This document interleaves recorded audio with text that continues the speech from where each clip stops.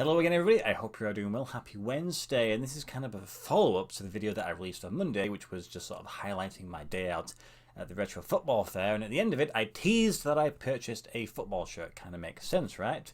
Well, this is the time I get to show you what I bought, and I'm pretty pleased with it. I thought I got it for a decent price, and the shirt is not half decent themselves as well, so I suppose the best thing to do is just to grab it. Of course, there is no unpackaging today because, well, it was already a loose item, but it has the tags attached.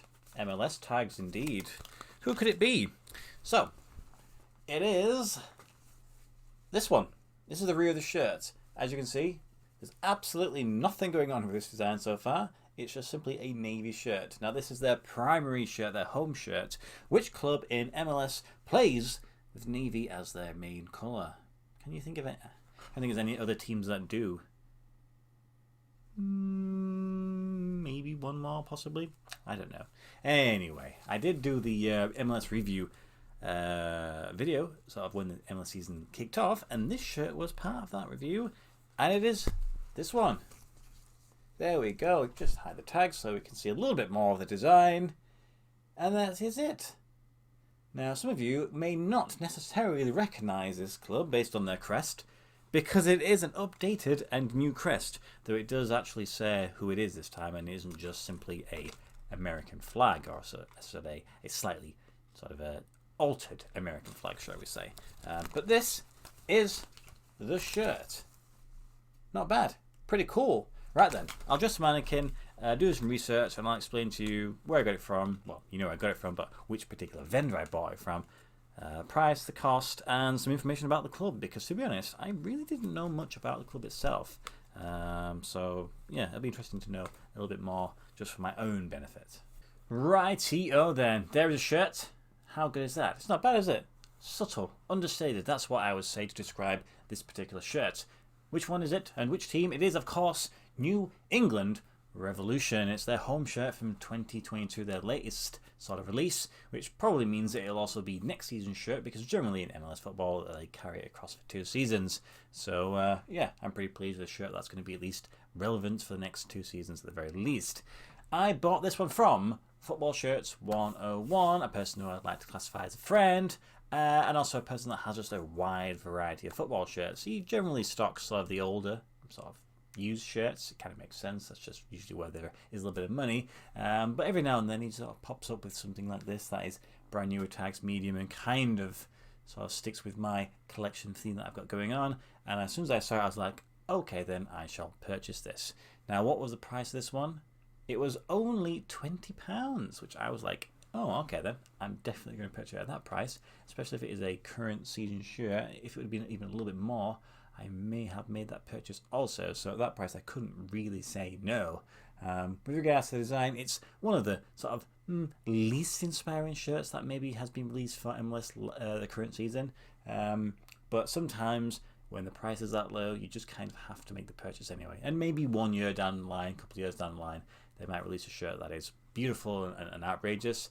You can just do the swap and probably get my money back quite easily on this. So New England Revolution are a team that are based in Boston, and they are currently one of the 10 charter clubs who have completed in every MLS season since its inception. The club owner is Robert Kraft, who also owns the New England Patriots. The Revolution aspect to their name refers to New England's significant involvement in the American Revolution. So it's not just generally a name that they throw on the end of it like anything they do in sort of American sort of sports. It generally does refer to something specific to the area that they are representing.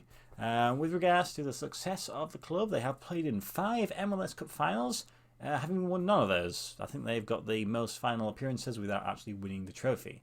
However, last season was probably their most successful season to date, where they actually convincingly finished top of the Eastern Conference table, and following that they won the Supporters Shield, which is the shield which, when you combine both the conferences, the East and the West, and you find out who has the most points for that particular season, and then they get to take home that trophy.